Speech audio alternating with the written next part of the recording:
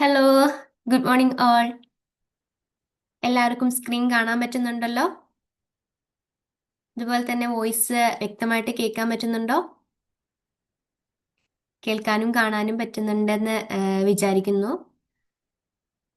അപ്പോൾ ഇന്ന് നമ്മൾ വിദ്യാഭ്യാസ മനഃശാസ്ത്രത്തിലെ അല്ലെങ്കിൽ എഡ്യൂക്കേഷണൽ സൈക്കോളജിയിലെ കേട്ടിട്ട് സിലബസിലെ ഏറ്റവും ഇമ്പോർട്ടൻ്റ് ടോപ്പിക് ആയിട്ടുള്ള പഠനം എന്നുള്ള ഒരു ടോപ്പിക്കാണ് നമ്മൾ ഇന്ന് ഡിസ്കസ് ചെയ്യാൻ പോകുന്നത്, അല്ലെങ്കിൽ നമ്മൾ ഇന്ന് പഠിക്കാനായിട്ട് പോകുന്നത്. എല്ലാവരും റെഡി അല്ലേ പഠിക്കാനായിട്ട്? നമുക്ക് എന്ത് ചെയ്യണം? കേട്ടറ്റിന് പാസ്സാവണം അല്ലേ? കേട്ടിട്ട് നമ്മൾ എന്ത് ചെയ്യണം? ക്വാളിഫൈ ചെയ്യണം. നമ്മൾ കൃത്യമായതും വ്യക്തവുമായിട്ടുള്ള സിലബസിലൂടെ കടന്നു പോവുകയാണെങ്കിൽ, അതുപോലെ തന്നെ കുറച്ച് ടെക്നിക്കുകളിലൂടെയൊക്കെ കടന്നു പോവുകയാണെന്നുണ്ടെങ്കിൽ നമുക്ക് തീർച്ചയായിട്ടും എന്ത് ചെയ്യാൻ പറ്റും? കേട്ടിട്ട് ക്വാളിഫൈ ചെയ്യാനായിട്ട് പറ്റും. അപ്പൊ നമ്മൾ ഇന്ന് നോക്കുന്ന ഏത് ഭാഗമാണ്? പഠനം എന്നുള്ള ഭാഗമാണ് ഇന്ന് നോക്കാനായിട്ട് പോകുന്നത്. ഓക്കെ, ആദ്യം തന്നെ ഞാനൊരു ചോദ്യം ചോദിക്കാം. എന്താണ് പഠനം? എന്താണ് പഠനം? ഓക്കെ, നമ്മുടെ കാഴ്ചപ്പാടില് പഠനം എന്ന് പറഞ്ഞത് പുതിയ ഒരു കാര്യത്തെക്കുറിച്ച് നമ്മൾ എന്ത് ചെയ്യുന്നു? അന്വേഷിക്കുന്നു, മനസ്സിലാക്കുന്നു, അല്ലെങ്കിൽ പുതിയൊരു കാര്യം നമ്മൾ എന്ത് ചെയ്യുന്നു?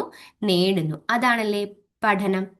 അതാണ് നമ്മൾ ചെയ്തുകൊണ്ടിരിക്കുന്നത്. നമ്മൾ ബുക്ക് തുറക്കുന്നു, ഒരു കാര്യത്തെക്കുറിച്ച് നമ്മൾ മനസ്സിലാക്കുന്നു, അപ്പൊ നമ്മൾ അവിടെ എന്ത് ചെയ്യാണ്? പഠിക്കുകയാണ്, അല്ലെങ്കിൽ നമ്മൾ അവിടെ പഠനം നടത്തുകയാണ്, അല്ലേ? അപ്പൊ നമുക്ക് ഇത് നമ്മുടെ കാഴ്ചപ്പാടാണ്. ഇനി രണ്ട് വിദ്യാഭ്യാസ മനഃശാസ്ത്രജ്ഞർ അല്ലെങ്കിൽ മനഃശാസ്ത്രജ്ഞരുടെ കാഴ്ചപ്പാട് അല്ലെങ്കിൽ നിർവചനം നമുക്ക് നോക്കിയാലോ? നമുക്ക് നോക്കാം. എല്ലാവരും റെഡിയല്ലേ? ഓക്കെ. അപ്പൊ ആദ്യമായിട്ട് നമ്മൾ നോക്കുന്നത് ഗേറ്റ്സിന്റെ നിർവചനമാണ്. ആരാണ് ഗേറ്റ്സ്? ആരാണ് ഗേറ്റ്സ്? ഒരു മനഃശാസ്ത്രജ്ഞനാണ് ഗേറ്റ്സ് എന്ന് പറയുന്നത്. ഗേറ്റ്സിന്റെ നിർവചനം ഒന്ന് നോക്കിക്കേ. ഗേറ്റ്സിന്റെ നിർവചനം: അനുഭവങ്ങളിലൂടെയുള്ള വ്യവഹാര പരിവർത്തനമാണ് പഠനം എന്ന് പറയുന്നത്. ആരാ പറഞ്ഞത്? ഗേറ്റ്സ്. അനുഭവങ്ങളിലൂടെയുള്ള വ്യവഹാര വ്യവഹാര പരിവർത്തനം. എന്താണ് വ്യവഹാര പരിവർത്തനം, അല്ലെങ്കിൽ എന്താണ് വ്യവഹാരം? സ്വഭാവം. വ്യവഹാരം എന്ന് പറഞ്ഞാൽ സ്വഭാവം അല്ലെങ്കിൽ പെരുമാറ്റം, അല്ലെ? അപ്പോൾ നമ്മൾ ഒരു അനുഭവങ്ങളിലൂടെ, ഏതെങ്കിലും ഒരു അനുഭവത്തിലൂടെ നമ്മുടെ സ്വഭാവത്തിൽ ഉണ്ടാകുന്ന മാറ്റമാണ് പഠനം എന്നതുകൊണ്ട് ഉദ്ദേശിക്കുന്നത് എന്ന് ആര് പറയുന്നു? ഗേറ്റ്സ് പറയുന്നുണ്ട്. അപ്പോൾ ഏതെങ്കിലും ഒരു കാര്യം നമ്മൾ ഇപ്പോൾ ഒരു അനുഭവത്തിലൂടെ നമ്മൾ ചെയ്യുവാണ്, അപ്പൊ നമുക്ക് എന്ത് ചെയ്യുന്നു അവിടെ? നമ്മളുടെ സ്വഭാവം അതിലൂടെ മാറുകയാണ്, അല്ലെ? ഒരു നല്ല കാര്യം ചെയ്യുവാണ് എന്നുണ്ടെങ്കിൽ ആ നല്ല കാര്യം ചെയ്യുവാനായിട്ട് നമുക്കൊരു അനുഭവത്തിലൂടെ അല്ലേ കിട്ടിയത്? ഉം. ആ അനുഭവത്തിലൂടെ കിട്ടിയ ഒരു ആം, സ്വഭാവ മാറ്റമാണ് എന്തെന്ന് പറയുന്നത്? പഠനം എന്ന് പറയുന്നത്. അതാണ് ഇവിടെ ഗേറ്റ്സ് പറഞ്ഞത്. മനസ്സിലായോ? മനസ്സിലാവുന്നുണ്ടോ? അപ്പൊ നമ്മൾ എന്ത് ചെയ്തു? ഒരു നിർവചനം നമ്മൾ നോക്കി. ഇനി നമ്മൾ നോക്കാനായിട്ട് പോകുന്നത് അടുത്തൊരു നിർവചനമാണ്. നമുക്ക് എല്ലാവർക്കും പരിചയമുള്ള ഒരു വ്യക്തി അല്ലെങ്കിൽ ഒരു മനഃശാസ്ത്രജ്ഞനാണ് ആരെന്ന് പറയുന്നത്? സ്കിന്നർ എന്ന് പറയുന്നത്. നമ്മൾ ഒരിക്കലും ഒഴിച്ചുകൂടൂല, അല്ലേ? DLED പഠിക്കുന്ന വിദ്യാർത്ഥികൾക്കും TTC പഠിച്ചു കഴിഞ്ഞവർക്കും TTC പഠിച്ചവർക്കും BEd പഠിച്ചവർക്കൊക്കെ ഒരുപോലെ ആ, അറിയാവുന്ന ഒരു ആരാണ്? മനഃശാസ്ത്രജ്ഞനാണ് സ്കിന്നർ എന്ന് പറയുന്നത്. നമുക്ക് നോക്കാം സ്കിന്നറിന്റെ നിർവചനം എന്താണെന്ന്. അനുക്രമം നടക്കുന്ന വ്യവഹാര അനുയോജനം. സോറി, ഇവിടെ അനുയോജനമാണേ. അനുയോജനമാണ് പഠനം എന്ന് പറയുന്നത്. അതാരാണ് പറഞ്ഞത്? BF സ്കിന്നർ ആണ് പറഞ്ഞത്. അതെന്താണ്? നമ്മൾ ജീവിതത്തിൽ അനുഭവിക്കുന്ന കാര്യങ്ങളിലൂടെ നമ്മുടെ പെരുമാറ്റത്തിലോ അല്ലെങ്കിൽ കഴിവിലോ അല്ലെങ്കിൽ അറിവിലോ ഉണ്ടാകുന്ന മാറ്റമാണ് എന്തെന്ന് പറയുന്നത്? പഠനം. ഈ രണ്ട് വ്യക്തികളും, അതായത് രണ്ട് മനഃശാസ്ത്രജ്ഞരും പറഞ്ഞത് ഒരേ കാര്യമാണ്. നമ്മുടെ വ്യവഹാരത്തിൽ ഉണ്ടാകുന്ന മാറ്റമാണ് എന്തെന്ന് പറയുന്നത്? പഠനം എന്ന് പറയുന്നത്. ഇവർ രണ്ടുപേരും കുറച്ച് മനഃശാസ്ത്രപരമായിട്ട് ചിന്തിച്ചു പറഞ്ഞതേ ഉള്ളൂ. അതാണ് ഇവിടെ. അപ്പം അനുക്രമം നടക്കുന്ന വ്യവഹാര അനുയോജനമാണ് പഠനം എന്ന് പറയുന്നത്. അപ്പൊ രണ്ടും മനസ്സിലായല്ലോ. രണ്ടും പറയുന്നത് പഠനം എന്താണെന്നാണ്. അതില് ആ, നമ്മുടെ സ്വഭാവത്തിൽ ഉണ്ടാകുന്ന മാറ്റമാണ് പഠനം എന്ന് പറയുന്നതെന്നാണ് ആര് പറഞ്ഞത്? സ്കിന്നർ പറഞ്ഞത്. ഇനി നമ്മൾ പോകുന്നത് ഒരു അടുത്ത കാര്യത്തിലേക്കാണ്.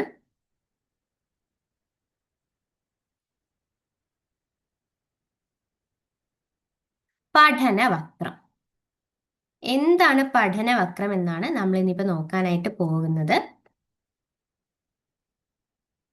ഇവിടെ ഒരു ചിത്രം കാണുന്നത് കണ്ടോ നിങ്ങള്? ഒരു ചിത്രം കാണുന്നത് കണ്ടോ? ഈ ചിത്രം, ഈ ചിത്രത്തിൽ എന്തോ ഒന്ന് വരച്ചു വെച്ചിട്ടുണ്ട്. എന്തായിരിക്കും അത്? ഒരു ഗ്രാഫ് പോലെ അല്ലേ? നമ്മൾ സാധാരണ മാത്സിലൊക്കെയാണ് എന്ത് ചെയ്യുന്നത്, ഗ്രാഫ് ഒക്കെ കൂടുതലായിട്ട് കാണുന്നത്. എന്നാലും നോക്കാം, ഈ ഗ്രാഫ് എന്താണെന്ന് നോക്കാം. ആദ്യം തന്നെ ഈ പഠനവക്രം എന്ന ആശയം ആരാണ് കൊണ്ടുവന്നതെന്ന് നമ്മൾ അറിയണം. കാരണം നമ്മുടെ കേട്ടിട്ടിന്റെ ക്വസ്റ്റ്യന് ചോദിക്കാറുള്ളൊരു കാര്യമാണ്.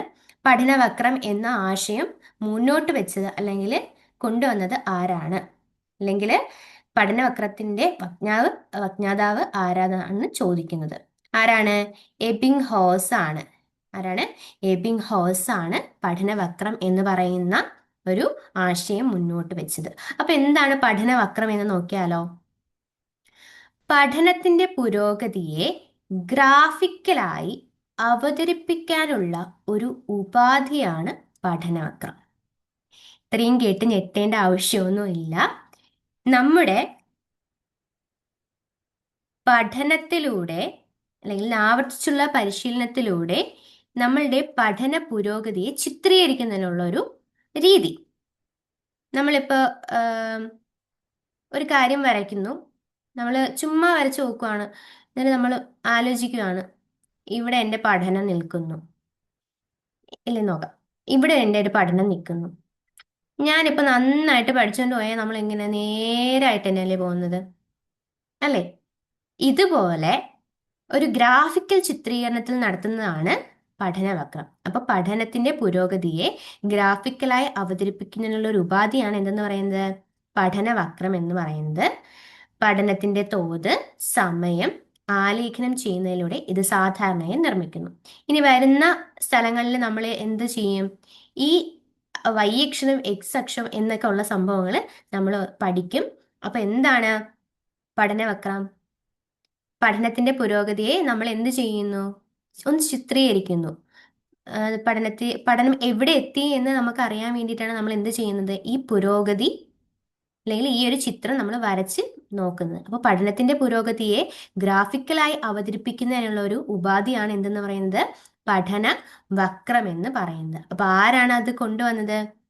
എബിങ് ഹോസ് ആണ്. ഒരിക്കലും മറക്കരുത്, പഠന വക്രം എന്ന് പറയുമ്പോൾ ആരാണ്? എബിങ് ഹോസ് ആണ് കൊണ്ട് വന്നിട്ടുള്ളത്. ഒന്നും കൂടെ ഒന്ന് നോക്കിയേ, ഓർത്ത് നോക്കിക്കേ, കിട്ടുന്നുണ്ടല്ലേ? അതുപോലെ തന്നെ പഠനവക്രത്തിന് 4 വക്രങ്ങളാണ് ഉള്ളത്. ആ 4 വക്രം ഏതൊക്കെയാണെന്ന് നോക്കിയാലോ നമുക്ക്. ഒന്നാമത്തെ വക്രമാണ് ഋജുവക്രം. എന്താണ് ഋജുവക്രം? അല്ലെങ്കിൽ സ്ട്രെയിറ്റ് ലൈൻ കർവ് എന്ന് പറയുന്നു. ചിത്രം നോക്കിക്കേ, കൊള്ളാം, നല്ല ചിത്രം അല്ലേ? പഠന പുരോഗതിയെ സ്ഥിരമായ നിരക്കിലായിരിക്കുമ്പോൾ ഈ രൂപത്തിലുള്ള വക്രം ലഭിക്കും, ഈ രൂപത്തിലുള്ള ചിത്രം ലഭിക്കും. എന്താണ് പഠന പുരോഗതി സ്ഥിരമായ നിരക്കിൽ? ഇപ്പോ നമുക്ക് ഇഷ്ടപ്പെട്ട ഒരു കാര്യം അല്ലെങ്കിൽ ഇഷ്ടപ്പെട്ട ഒരു സബ്ജക്റ്റ് നമ്മൾ എന്ത് ചെയ്യുന്നു? പഠിക്കുന്നു. അപ്പം ഇഷ്ടപ്പെട്ട് പഠിക്കുന്ന കൊണ്ട് തന്നെ നമ്മളുടെ പഠനം എങ്ങനെയായിരിക്കും? ഭയങ്കര സ്പീഡിലായിരിക്കും പോകുന്നത്. ഇപ്പം ഫോർ എക്സാമ്പിൾ, ഇപ്പം നമ്മൾ ഒരു മാഗസിൻ എടുക്കുവാണ്. നമ്മൾ ആ മാഗസിൻ വായിക്കുമ്പോൾ നമുക്ക് എന്ത് തോന്നും? ആ, പെട്ടെന്ന് വായിച്ചാൽ ഇതിനകത്തുള്ള എല്ലാ കണ്ടന്റും നമുക്ക് മനസ്സിലാവും എന്നുള്ള രീതിയിലല്ലേ നമ്മൾ എന്ത് ചെയ്യുന്നത്? വായിക്കുന്നത്. അപ്പോൾ നമുക്ക് എങ്ങനെയായിരിക്കും? അത് പെട്ടെന്നായിരിക്കും അത് തീരുന്നത്. അതുപോലെ തന്നെയാണ് നമ്മളുടെ ഒരു പഠനം, ഒരു വിഷയം തുടങ്ങുമ്പോൾ അവിടെ നിന്ന് ഇങ്ങോട്ട് നേരായിരിക്കും എന്ത് വരുന്നത്? ഈ ഒരു വക്രം വരുന്നത്. അതായത് പഠന പുരോഗതി ഒരേ രീതിയിലായിരിക്കും, ഒരേ രീതിയിലായിരിക്കും പോകുന്നത്. മനസ്സിലാവുന്നുണ്ടോ? മനസ്സിലാവുന്നുണ്ടോ? ഒന്നുകൂടെ ആലോചിച്ച് നോക്കി. ഇത് നമ്മുടെ performance, time, practice, stimulus intensity. വേറെ ഒന്നും നമുക്ക് പഠിക്കാനിട്ടില്ല. ഈ ഒരു ചിത്രം നോക്കുക, എന്നിട്ട് മനസ്സിലാക്കുക, നേരായിട്ട് അങ്ങ് പോവുകയാണ്, സ്ഥിരമായിട്ടുള്ള നിരക്കിൽ നമ്മളങ്ങ് പഠിക്കുകയാണ് എന്നുള്ള കാര്യം മനസ്സിലാക്കുക. അപ്പൊ എന്താണ് ഋജു വക്രം? അപ്പോ ഒന്നാമത്തെ വക്രം ഏതാണ്? ഋജു വക്രം. മറന്നു പോവോ? ഇല്ല. ഇത് നമ്മൾ കേട്ടിട്ട് ഉറപ്പായിട്ട് ചോദിക്കുന്ന ഒരു ടോപ്പിക് കൂടി ആയതുകൊണ്ടാണ് ഇത്രയും കാര്യങ്ങൾ പറയുന്നത്. അപ്പൊ അത് മനസ്സിലാക്കി തന്നെ പോവുക. പഠനം പുരോഗതി സ്ഥിരമായി നിരക്കിൽ പോകുന്ന ഒരു വക്രമാണ്. നമ്മൾ സ്ഥിരമായിട്ട് പഠിക്കുകയാണെന്നുണ്ടെങ്കിൽ നമുക്ക് എന്തായിരിക്കും, സ്ഥിരമായിട്ടുള്ള ഒരു പുരോഗതിയിലായിരിക്കും പോകുന്നത്. അതേ സംഭവം തന്നെയാണ് ഇവിടെ ഉള്ളത്. അത് ചിത്രീകരിക്കുമ്പോൾ ഇങ്ങനെ ചിത്രീകരിക്കുന്നതേ ഉള്ളൂ. ഓക്കെ, മനസ്സിലാവുന്നുണ്ടോ? ഇനി നമുക്ക് രണ്ടാമത്തെ വക്രത്തിലേക്ക് പോകാം. രണ്ടാമത്തെ വക്രം ഏതാണ്? ഉന്മാദ്യ വക്രം, അല്ലെങ്കിൽ കോൺവെക്സ് കർവ് എന്ന് പറയുന്നു. എന്താണ് കോൺവെക്സ് കർവ് എന്ന് നോക്കാം. പഠനത്തിന്റെ തുടക്കത്തിൽ വളരെ വേഗത്തിലായിരിക്കും ക്രമേണ മന്ദഗതിയിലാവുകയും ചെയ്യുമ്പോൾ ഈ രൂപത്തിലുള്ള വക്രം ലഭിക്കും. അതായത് നമുക്ക് ഇഷ്ടമുള്ള കാര്യത്തിലായിരിക്കും നമ്മൾ പഠിക്കുന്നത്. പഠനം തുടങ്ങുന്നു. പഠനം തുടങ്ങുമ്പോൾ നമ്മൾ എന്ത് ചെയ്യുന്നു? നന്നായിട്ട് പഠിച്ചുകൊണ്ടങ്ങ് പോവുകയാണ്. പെട്ടെന്ന് നമുക്കൊരു അസുഖം വരുന്നു. നമ്മൾ എന്ത് ചെയ്യും? പിന്നും താഴോട്ട് പോകും. അതേ ഒരു സംഭവം തന്നെയാണ്. പഠനത്തിന്റെ തുടക്കത്തിൽ പുരോഗതി വളരെ വേഗത്തിലായിരിക്കും, ക്രമേണ മന്ദഗതിയിലാവുകയും ചെയ്യുമ്പോൾ ഏത് ചിത്രീകരണം കിട്ടും? ഈ ഒരു ചിത്രീകരണം കിട്ടും. വേഗത്തിലായിരുന്നത് പിന്നെന്ത് ചെയ്യുന്നു? ക്രമേണ മന്ദഗതിയിലേക്ക് മാറി. അതാണ് കോൺവെക്സ് കർവ് എന്ന്. നമ്മുടെ DLED ആയാലും TTC ആയാലും BEd ആർക്കായാലും ക്വസ്റ്റ്യൻ വരുമ്പോൾ ഇങ്ങനെയാണ് വരുന്നത്. ക്വസ്റ്റ്യൻ ഞാൻ ലാസ്റ്റ് കാണിക്കാം, അപ്പോൾ തന്നെ മനസ്സിലാവും. അതല്ല, ഈ ഒരു ഉന്മാദ്യ വക്രത്തിന്റെ ഈ ഒരു ചിത്രം നോക്കി വെച്ചേക്കണം. നേരത്തെ ചിത്രം എങ്ങനെയായിരുന്നു? ഇങ്ങനെയായിരുന്നു. ഇതേത് വക്രമാണ്? ഋജുരേഖ വക്രമാണ് അല്ലേ? Straight line curve. ഇതപ്പോ എങ്ങനെയാണ് വരുന്നത്? ഉന്മാദ്യ വക്രം. മറക്കരുത്, പഠനത്തിന്റെ തുടക്കത്തിൽ പുരോഗതി വളരെ വേഗത്തിലായിരിക്കും, ക്രമേണ മന്ദഗതിയിലാവുകയും ചെയ്യുമ്പോൾ ഈ രൂപത്തിലുള്ള വക്രമാണ് നമുക്ക് ലഭിക്കുന്നത്. ഓക്കെ, മനസ്സിലായോ? നമുക്ക് അടുത്തതിലേക്ക് പോയാലോ? അടുത്തതിലേക്ക് പോവാ അല്ലേ? ഇനിയുള്ളതാണ് നദമധ്യവക്രം. നദമധ്യവക്രം എന്നാൽ എന്താണ്? നോക്കിക്കേ. പഠനത്തിന്റെ തുടക്കത്തില് പുരോഗതി വളരെ മന്ദഗതിയിലായിരിക്കും, ക്രമേണ ത്വരിതഗതിയിലായിരിക്കുകയും ചെയ്യുമ്പോൾ ഈ രൂപത്തിലുള്ള വക്രം ലഭിക്കും. എന്താ നമ്മൾ മനസ്സിലാക്കേണ്ടത്? എന്ന് നോക്കിക്കേ. നമുക്ക് ഇഷ്ടമുള്ള ഒരു വിഷയം വേണ്ട, അത് വേണ്ട. നമുക്ക് ഏറ്റവും പാടുള്ള ഒരു വിഷയം നമ്മൾ തിരഞ്ഞെടുക്കുന്നു. ആ തിരഞ്ഞെടുത്ത വിഷയത്തില് കുറച്ച് നാളത്തേക്ക് നമ്മൾ എന്ത് ചെയ്യുന്നു? നന്നായിട്ട് കഷ്ടപ്പെട്ട് പഠിക്കുന്നു. അപ്പൊ നമുക്ക് എന്ത് ചെയ്യും? എളുപ്പത്തിലേക്ക് മാറും. അതാണ് ഇവിടെ പറയുന്നത്. പഠനത്തിന്റെ തുടക്കത്തില് വളരെ മന്ദഗതിയിലായിരിക്കും പഠനം. അതിനുശേഷം ഇഷ്ടം എവിടെ നിന്ന് വരുന്നുവോ അവിടെ മുതൽ വളരെ ത്വരിതഗതിയിലായിരിക്കും. ത്വരിതം വിച്ച് മീൻസ് എന്താണ്? വേഗത്തിലായിരിക്കും നമ്മളുടെ കർവ് പോകുന്നത്. അപ്പൊ എന്താണ്? പഠനത്തിന്റെ തുടക്കത്തില് പുരോഗതി വളരെ മന്ദഗതി എന്ന് പറയുമ്പോൾ പതുക്കെയാണ് പഠനം പോകുന്നത്. അതിനുശേഷം ക്രമേണ ത്വരിതഗതി, അതായത് നമ്മൾ കൂടുതൽ സമയം എന്തിനു വേണ്ടി ചെലവഴിക്കുന്നുവോ അതിനു വേണ്ടി നമ്മൾ എന്ത് ചെയ്യും? പഠിക്കും. നമ്മളുടെ പഠന പുരോഗതി മുകളിലേക്ക് മാറും. അത് തന്നെയാണ് ഇവിടെ പറയുന്നത്. ത്വരിതഗതിയിലാവുകയും ചെയ്യുമ്പോൾ ഈ രൂപത്തിലുള്ള വക്രം ലഭിക്കും. അപ്പൊ ഇത് ഏത് വക്രമാണ്? നദമധ്യ വക്രം എന്നാണ് എന്ത് പറയുന്നത്?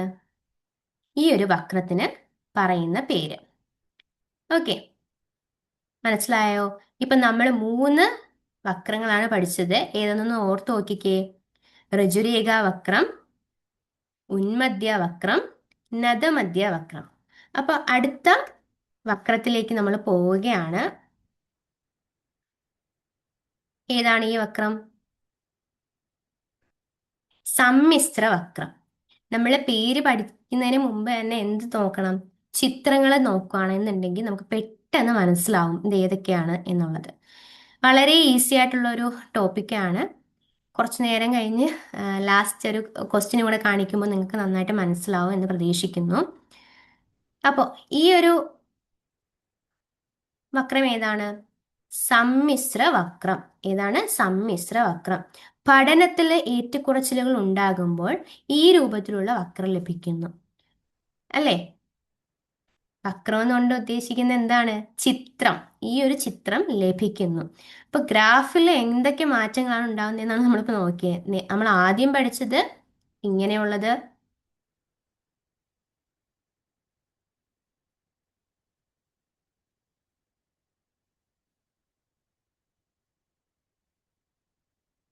ഈ മൂന്നെണ്ണാണല്ലേ നമ്മൾ പഠിച്ചത്.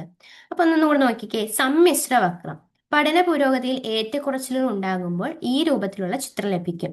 നോക്കിയേ, നമ്മളെ പെർഫോമൻസ് സ്ലോ ബിഗിനിങ് ഇവിടെ നിന്ന് തുടങ്ങുവാണ്. അപ്പൊ ആദ്യം തന്നെ നമ്മൾ എന്ത് ചെയ്യുന്നു? പതുക്കെ പതുക്കെ നമ്മളെ ഇഷ്ടമല്ലാത്തൊരു കാര്യം ചെയ്യുന്നത് പോലെ പഠനം അങ്ങ് തുടങ്ങും. കാരണം കേട്ടിട്ട് പാടാണെന്ന് വിചാരിച്ചല്ലേ ഓരോരുത്തർ ഇരിക്കുന്നത്. ആ ഒരു ധാരണയൊക്കെ അങ്ങ് മാറ്റിയിട്ട് നമ്മൾ എന്ത് ചെയ്യണം?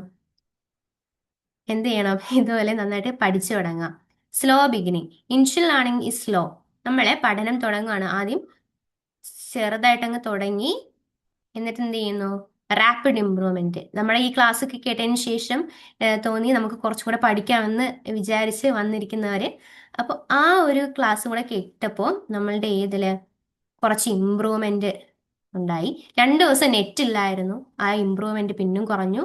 അതിനുശേഷം ഇങ്ങനെ പോവുകയാണ്. അപ്പൊ പഠന പുരോഗതിയിൽ ഏറ്റക്കുറച്ചിലുകൾ ചില സമയത്ത് കൂടും, ചില സമയത്ത് കുറയും, ചില സമയത്ത് കൂടും, ചില സമയത്ത് കുറയും. ഈ ഒരു രീതിയിലാണ് പോകുന്നത്. അതുകൊണ്ടാണ് എന്ത് പറയുന്നത്? പഠന പുരോഗതിയിൽ ഏറ്റക്കുറച്ചിലുകൾ ഉണ്ടാകുമ്പോൾ ഈ രൂപത്തിലുള്ള ചിത്രമാണ് ലഭിക്കുന്നത്. മനസ്സിലാവുന്നുണ്ടല്ലോ അല്ലേ? മനസ്സിലാവുന്നുണ്ടോ? അപ്പൊ നമ്മൾ ഏതൊക്കെ വക്രങ്ങൾ പഠിച്ചു? 4 വക്രങ്ങളാണ് ഉള്ളത്. അതിന്റെ ഇടയ്ക്ക് ഒരു കാര്യം കൂടെ ചോദിക്കാനുള്ളത്, നമ്മുടെ പഠന വക്രത്തിന്റെ ഉപജ്ഞാതാവ് അല്ലെങ്കിൽ വക്ഞാതാവ് ഒക്കെ ആരാണ്? ആരാണ്? ആശയം മുന്നോട്ടുണ്ടെന്ന് ആരാണ്? പറഞ്ഞോളൂ. ആരാണ് കൊണ്ടുവന്നത്? എബിംഗ് ഹൗസ് ആണല്ലേ കൊണ്ടുവന്നത്. ഓക്കെ. അപ്പോൾ എബിംഗ് ഹൗസ് കൊണ്ടുവന്നു. ഗ്രാഫിക്കൽ ചിത്രീകരണമാണ് നമ്മളുടെ പഠന വക്രം. അത് പഠനം പുരോഗതിയെ നിർണ്ണയിക്കുന്നതിനുള്ള പഠന വക്രമാണ് ആര് കൊണ്ടുവന്നത്? എബിംഗ് ഹൗസ് കൊണ്ടുവന്നിട്ടുള്ളത്. 4 വക്രങ്ങളാണ് നമ്മളിപ്പോൾ നോക്കിയത്. ഇനി നമുക്ക് നോക്കാനുള്ളതെന്ന് വെച്ചാല്, അപ്പൊ നമ്മൾ ഈ പഠന വക്രങ്ങൾ പഠിച്ചു കഴിഞ്ഞു. ഇനി നമ്മൾ നോക്കാൻ പോകുന്ന എന്താണെന്നാണ് പറയുന്നത്. എന്താണ് പറയുന്നത്? സന്തോഷമായ എല്ലാവർക്കും? നമ്മുടെ ആ വക്രങ്ങൾ കഴിഞ്ഞു. 4 പഠന വക്രങ്ങൾ സംഗ്രഹമാണ്. നമ്മൾ ആ വക്രങ്ങൾ കഴിഞ്ഞു. നമ്മൾ ഇന്ന് പഠിച്ച ഏതൊക്കെയാ? പഠനം പഠിച്ചു. എന്താണ് പഠനം എന്ന് പറഞ്ഞു. 2 മനഃശാസ്ത്രജ്ഞരുടെ നിർവചനങ്ങൾ പഠിച്ചു. ആരുടെയൊക്കെയാണ്? ഗേറ്റ്സ്. പിന്നെ ആരുടെയൊക്കെയാ? ബി.എഫ്. സ്കിന്നറിന്റെ പഠിച്ചു. അതിനുശേഷം പിന്നെ എന്താണ് പഠനവക്രം എന്ന് പഠിച്ചു. പഠനവക്രം എന്താണ്? പഠന പുരോഗതിയെ ഗ്രാഫിക്കൽ ചിത്രീകരണമായിട്ട് കൊണ്ടുവരുന്നതാണ് പഠനവക്രം എന്ന് പറയുന്നത്. അത് കഴിഞ്ഞിട്ട് എന്ത് പഠിച്ചു? എബിംഗ് ഹോസ് ആണ് പഠനവക്രം എന്ന ആശയത്തെ മുന്നോട്ട് കൊണ്ടുവന്നത് പഠിച്ചു. അത് കഴിഞ്ഞ് എന്ത് പഠിച്ചു? 4 പഠനവക്രങ്ങൾ പഠിച്ചു. ഏതൊക്കെയാ പഠനവക്രം? ദാണ്ട കിടക്കുന്നു.